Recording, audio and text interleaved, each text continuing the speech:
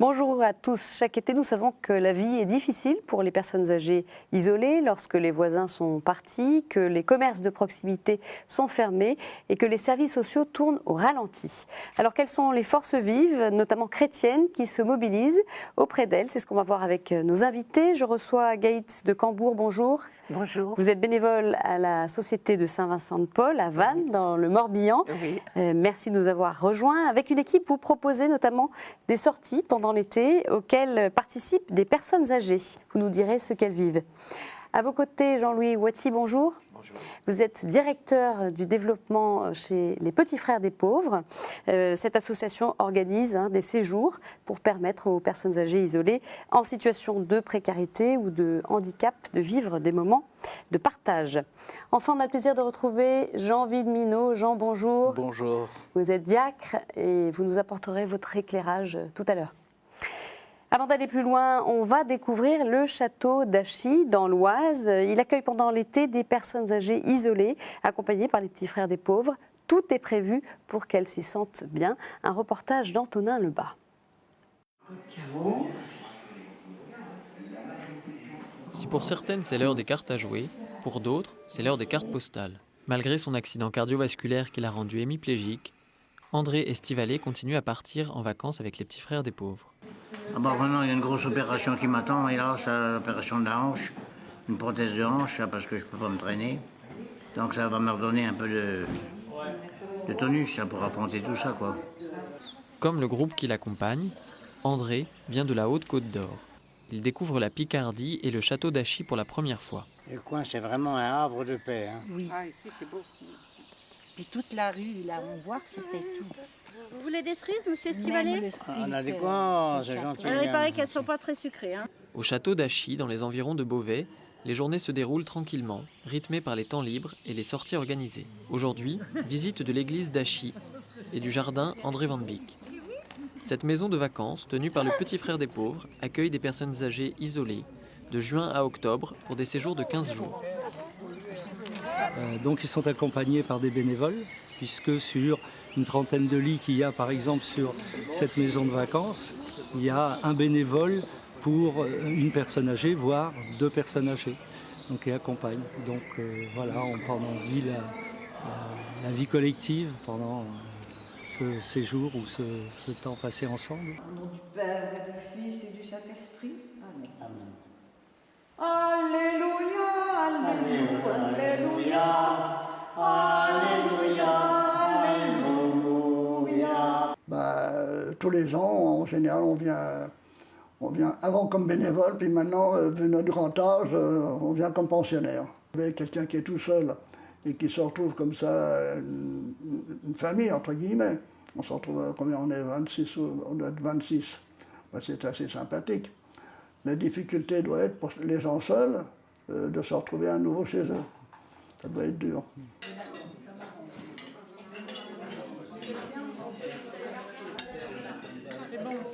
Les résidents sont là pour vivre la vie de château.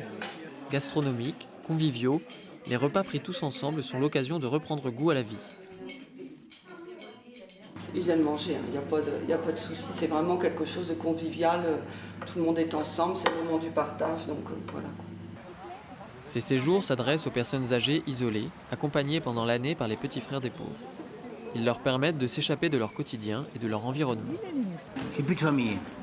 Moi, j'ai plus de famille, je suis seul. Là, j'avais deux frères, ils sont décédés. Surtout que leur famille à eux, là, bon, n'a pas donné suite à poursuivre les liens familiaux. Alors, c'est triste, quoi. Là, j'ai vraiment la vie de famille, quoi. On est cool, hein. On s'occupe de vous, hein. On voit du monde, hein.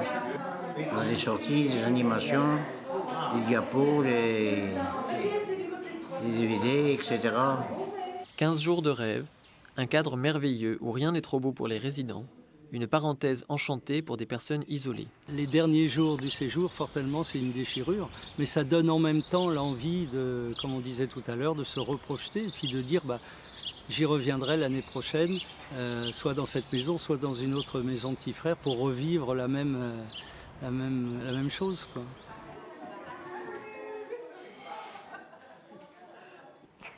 Alors Gaïd, des témoignages comme celui d'André, Vous en entendez souvent à la Société de Saint-Vincent-de-Paul à Vannes?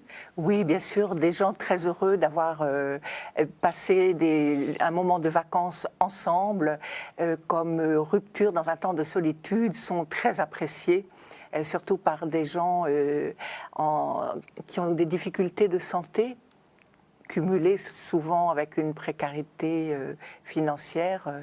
Bien sûr, le temps de vacances est combien précieux.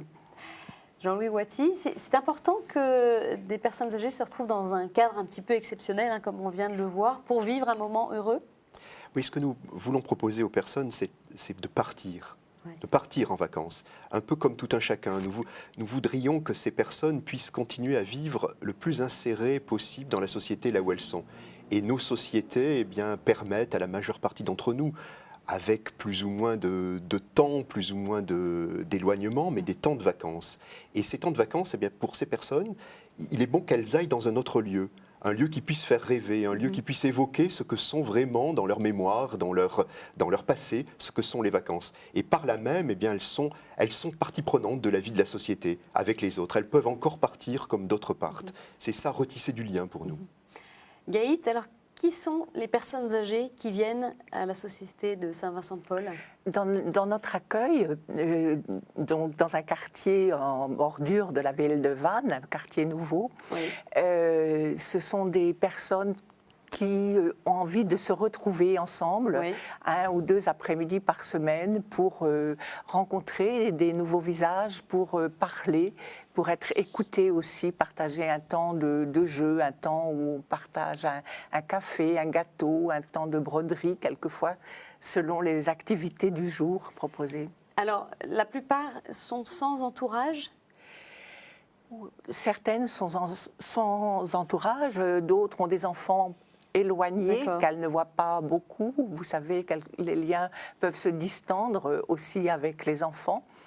Et il est bon de pouvoir retrouver d'autres personnes avec qui partager le quotidien. Jean-Louis Waty, alors les personnes âgées, elles sont de plus en plus seules et en particulier pendant l'été? Oui, elles sont très seules. L'isolement croît avec l'âge. Oui. Il y a une étude qui a été faite par la Fondation de France sur l'état de la solitude des Français en juillet dernier, 2010, qui montre que pour les populations de moins de 40 ans, 2 à 3% de personnes sont objectivement isolées. Pour des personnes de plus de 65 ans, ce taux monte déjà à 15-16%. Et encore après, au fur et à mesure des difficultés de la vie, ce taux augmente encore. On a une autre étude qui nous vient là des analyses plus fines sur les personnes qui ont des prestations, et notamment sur les personnes qui en ont peu, qui sont donc des allocataires de la CNAV et qui sont les personnes les moins handicapées. C'est la Caisse nationale, l'assurance vieillesse, oui. Donc là, sur ce public-là, qui est le public le moins handicapé, on voit vraiment que l'isolement croît progressivement au fil des âges. Par exemple, et dès que des handicaps arrivent, alors là, il y a une croissance encore plus forte, 25% de plus au fur et à mesure qu'une dépendance arrive.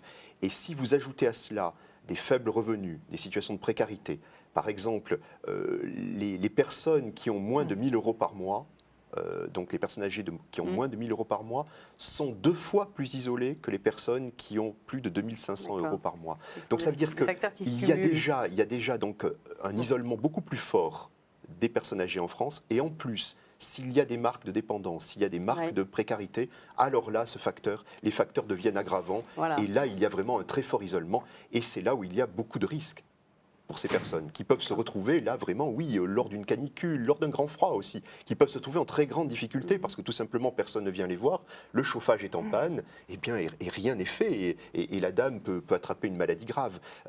Et pareil pour une canicule. C'est ça qui a fait le phénomène très, très aggravant de la canicule avec les décès en 2003. C'est pas spécialement la chaleur, certes c'est la chaleur qui est le fait déclenchant, mais c'est surtout que la personne n'ayant aucune visite, n'ayant aucun lien, se retrouve progressivement avec une image dégradée d'elle-même, souvent, ne boit pas, ne vit pas comme une autre personne. Et là, effectivement, les déshydratations arrivent et tous les problèmes cliniques.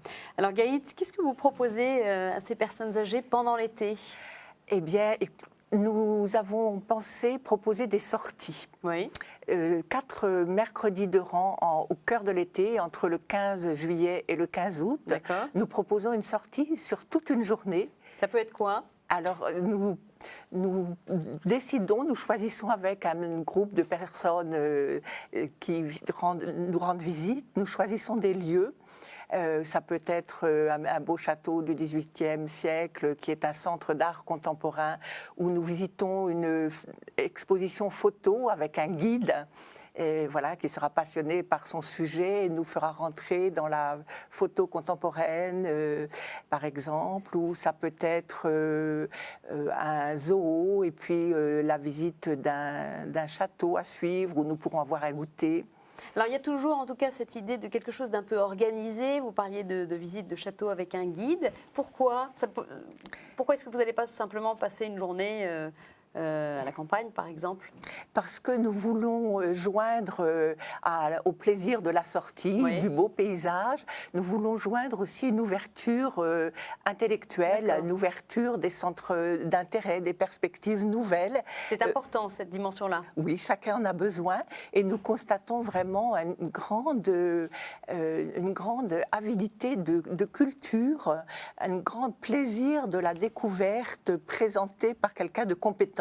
Qui sort aussi de l'isolement. Ça permet aussi de sortir de soi-même un petit Ça peu. permet de sortir de soi-même, de ses soucis, de jeter à nouveau un œil sur le monde extérieur et d'enrichir son intelligence du monde. Jean-Louis Waty, alors les séjours proposés par les petits frères, ils sont ouverts à tous? Ils sont ouverts principalement aux personnes que nous accompagnons. Voilà, Alors, dans l'année en fait. Dans c'est l'année, ça oui. L'association, nous, est vraiment engagée dans le lien et dans la structuration du lien à la personne dans la durée. D'accord. C'est-à-dire une personne qui nous est signalée par une autre association, parfois par Saint-Vincent-de-Paul, parfois par des services sociaux, beaucoup des mairies, des CCAS, des centres de coordination gérontologique, tel établissement.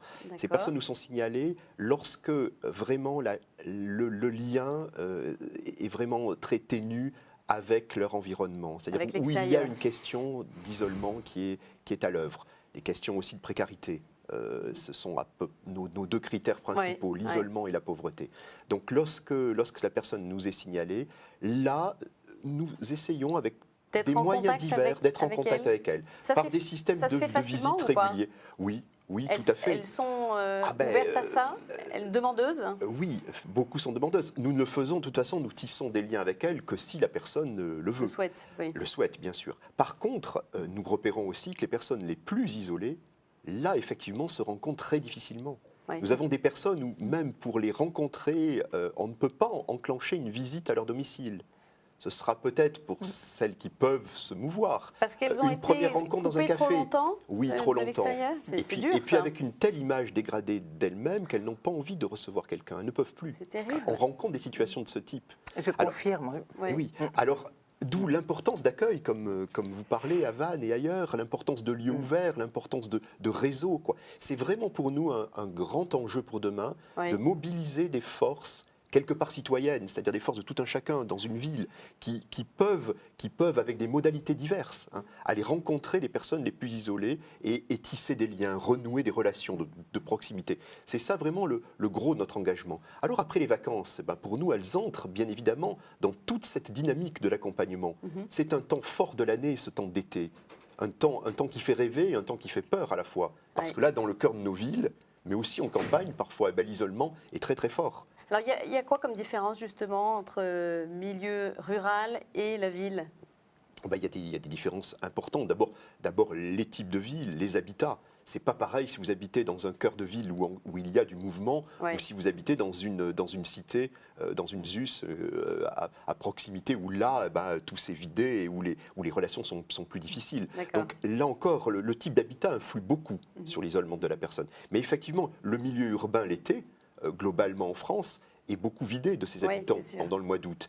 Et là, une personne qui ne peut plus voir personne, qui ne peut plus sortir, qui peut avoir aussi ses services d'aide à domicile un peu perturbés par les vacances, peut se retrouver en situation de grande difficulté. C'est ce que vous disiez aussi, Gaïd, vous observez ce type de situation, de véritable coupure avec le monde extérieur. Oui, et je rejoins tout à fait Jean-Louis pour constater que les personnes qui sont capables de partir ensemble en vacances ou de s'inscrire sur une sortie sont des personnes isolées mais qui Qui ont quand même des liens. qui restent quand même en capacité de lien, alors qu'il y a les personnes très isolées que nous avons beaucoup de mal à rejoindre. Comment vous faites dans ces cas-là? Est-ce que c'est vous qui vous déplacez? Comment ça se passe? Nous pouvons aller voir les personnes à domicile, nous faisons de la visite à domicile. Nous sollicitons le service de l'accompagnement des familles en deuil aussi pour nous signaler des gens, des personnes âgées qui se retrouvent en situation de veuvage, par exemple, ou des veufs, ou les services sociaux, les assistantes sociales peuvent nous signaler des personnes. Mais les personnes qui se sont longtemps enfermées dans une grande solitude ont beaucoup de mal à rejoindre d'autres. C'est difficile ça même, non, Oui. pour vous d'essayer d'entrer en lien et de voir que ça ne répond pas forcément parce que c'est trop difficile de l'autre côté? Alors il faut accepter que par exemple elles viennent à l'accueil, elles s'assiedent et elles ne parlent pas pendant très longtemps, ou elles nous disent simplement aux bénévoles bonjour, mais elles ne vont pas pouvoir se mêler à une conversation. Ça va prendre très longtemps et il faut accepter cette solitude même au milieu des autres. Et d'autres ont du mal à sortir de leur domicile pour venir et ne viennent pas. Nous savons qu'elles sont seules chez elles et ne viennent pas. Et dans ces cas-là, c'est soit des visites, soit des appels éventuellement? Oui, on peut leur téléphoner ou si on a des bénévoles disponibles qui vont leur rendre visite, mais c'est tout un apprivoisement qui va se faire petit à petit. Jean-Louis Wattier, alors pour les personnes qui sont particulièrement dépendantes, qui ne peuvent pas forcément partir en vacances, qu'est-ce que vous proposez? Alors il y a des aménagements. D'abord, pour des personnes qui sont là plutôt en institution, la visite est aussi très importante. Donc nous continuons la même méthode d'accompagnement, c'est-à-dire d'avoir des bénévoles qui régulièrement rencontrent telle et telle personne. Physiquement, qui vont les voir. C'est quoi le rôle du bénévole justement? Parce que c'est pas un médecin, il ne doit pas avoir des compétences en termes de soins et c'est pas non plus un psy. Qu'est-ce qu'il fait le bénévole? Je dirais qu'il a une compétence en humanité. Ça, essentiellement, c'est-à-dire d'aller rencontrer une personne, y compris dans des situations qui sont parfois un peu extrêmes. Dans une institution, dans un long séjour, dans un EHPAD, aller rencontrer une personne qui ne parle quasiment plus. Mais la rencontrer régulièrement, c'est-à-dire semaine après semaine, retourner la voir, l'appeler toujours par son nom, lui parler. Et la personne prend conscience au bout d'un moment que quelqu'un vient la voir, elle. Elle n'est pas objectivement isolée, cette personne, vu qu'elle est dans un établissement où il y a énormément de monde. Mais elle est très isolée de fait, parce que personne ne vient la voir, elle. Et vous savez, il y a énormément d'établissements aujourd'hui où les responsables d'établissements nous disent qu'à peu près la moitié des résidents n'ont jamais une visite dans l'année. Oui, ça peut être... Et c'est terrible d'être dans un système où il y a énormément de vie autour de vous, des soins, des aides-soignants, énormément de monde, et personne n'est là pour vous. Tous ces gens-là peuvent être très, très exceptionnels au niveau professionnel, peuvent faire les meilleurs gestes possibles, mais ils ne peuvent pas remplacer la personne qui vient vous voir, qui vous reconnaît, qui pousse la porte de votre chambre pour vous rencontrer vous-même. Ça, c'est essentiel. Gaït, alors qu'est-ce qui vous a donné, vous, envie d'être bénévole à la Société de Saint-Vincent-de-Paul? C'est un faisceau de raisons. D'abord, j'avais vu mon père amené à déménager, se trouver dans une nouvelle vie et ville à 70 ans. Et cette difficulté de rejoindre, enfin de rentrer en relation parce qu'une vieille personne n'intéresse plus. On ne s'adresse pas à une personne âgée. Facilement. Alors que vous étiez en contact avec votre père. Oui, il vivait chez moi, mais bon, dans la journée, il était seul, il faisait son petit tour en ville, et même aux sorties de messe, on ne s'adresse pas facilement à une personne âgée, seule, qu'on ne connaît pas. Donc j'avais vu cette solitude de la personne âgée, et je pense que c'est beaucoup en pensant à lui, qui est décédé maintenant depuis 2005, que j'ai aussi souhaité ce lieu parce que je pensais que pour lui, ça aurait été un lieu où il aurait aimé venir. Et que donc, si lui aurait aimé venir, d'autres personnes de son âge ou de sa situation pouvaient avoir plaisir simplement un lieu où on n'a rien à justifier. Voilà. On peut venir, on est accueilli pour ce qu'on est, Oui. inconditionnellement. Vous avez été formé pour cela? Écoutez, oui, la Société Saint-Vincent de Paul nous forme à l'accueil. Ça mais consiste en quoi?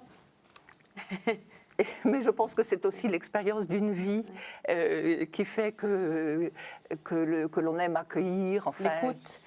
Et la dimension chrétienne, comment elle transparaît? Quelle est la spécificité de la société? de la Société Saint-Vincent de Paul, à chacune de nos réunions, nous commençons toujours par une prière et un temps de formation spirituelle, donc pour nous resituer vraiment dans la ligne de Saint-Vincent de Paul et de Frédéric Ozanam, et aussi dans la ligne du Christ, qui accueillait chacun, parce que c'est vrai que c'est aussi au nom de notre foi que nous accueillons. Mais il n'est pas question de catéchiser les gens qui viennent là. Mais c'est vrai que les personnes se sentent accueillies dans la foi, même si nous n'en parlons pas. Merci beaucoup, Gaït. Jean-Louis Ouati, une dernière question. Vous recherchez des bénévoles cet été? Oui, comme chaque été. D'abord pour les séjours de vacances. Il y a donc l'an dernier, l'été dernier, cet été, ce sera à peu près pareil. Il y a à peu près 2400 personnes qui partent avec notre association dans des séjours organisés de vacances en France. Donc il faut des bénévoles parce que sur un groupe d'une vingtaine de personnes, souvent il y a à peu près 8 bénévoles et 10-12 personnes âgées accompagnées. Il faut presque le même nombre de bénévoles que le nombre de personnes accompagnées, notamment s'il y a des personnes en fauteuil roulant. Vous êtes toujours en tout cas donc, en on est recherche. toujours en recherche. Je signale que le site de l'association s'affiche sur vos écrans. Merci à tous les deux. Jean, je me tourne vers vous. Qu'est-ce que vous retenez, vous, de ce qui a été dit? Bien, j'espère que les téléspectateurs, en écoutant ce qui vient d'être dit, il va y avoir des vocations qui vont être suscitées. Quelque chose qui me frappe beaucoup en vous écoutant, c'est l'unicité de la personne humaine, la spécificité de la personne humaine.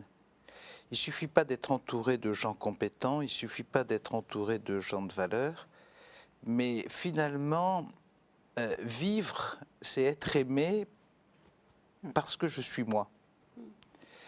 Et donc, les personnes âgées, comme d'ailleurs les tout jeunes enfants, ont cette vertu, c'est qu'ils exigent l'amour. Et que c'est un amour difficile. C'est évidemment peut-être plus valorisant de s'occuper de petits-enfants parce qu'il y a un futur, il y a un avenir. Pour les personnes âgées, l'horizon est probablement plus court, mais je pense que là, nous disposons d'une école, d'une exigence d'amour. L'autre crée en moi une exigence d'amour, et je suis heureux, je crois qu'il faut le signaler.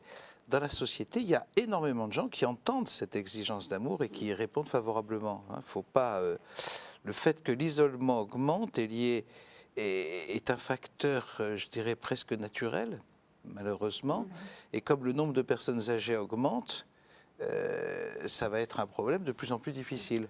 Donc là, il y a une exigence qu'il faut entendre et qui va peut-être nous aider dans notre société à ne pas vivre cette autonomie, cette indépendance, cette volonté de se réaliser soi-même, mais cette volonté d'aimer les autres. Moi, j'ai remarqué aussi dans les institutions que ce n'est pas les gens qui s'occupent avec grande compétence des gens dépendants qui leur apportent justement cette expérience d'être aimé. Encore que parfois, on voit des gens tout à fait exceptionnels.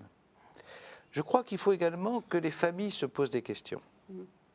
Comment se fait-il que l'isolement des personnes âgées augmente? Comment se fait-il que les liens de famille soient aussi distendus? Vous parliez tout à l'heure de l'habitat. Il est certain qu'au XIXe siècle, tout le monde vivait sous le même toit, qu'il y avait une intergénération qui faisait que c'était beaucoup plus facile pour les personnes âgées. Aujourd'hui, ça paraît de plus en plus délicat. Et en même temps, il ne faut pas trop charger les familles. Vous avez cette expérience fréquente des gens qui ont 60 ans, qui ont leurs parents très âgés en charge et qui sont parfois dépendants, qui ont leurs enfants qui sont très demandeurs et les petits-enfants qui sollicitent énormément. Donc il faut avoir beaucoup de pitié pour les gens de cet âge-là. Voilà. C'est tout un champ de charité qui s'ouvre et qui et qui, je crois, dans notre société est bien pris en compte. Donc je pense qu'on peut avoir beaucoup d'espérance pour l'avenir. Ça, c'est une bonne chose, l'espérance. On terminera sur ce mot-là. Merci, Jean. À très bientôt. Merci à vous tous de nous avoir suivis. Vous pouvez retrouver cette émission sur le site de KTO qui s'affiche sur vos écrans. Très bonne semaine. Au revoir.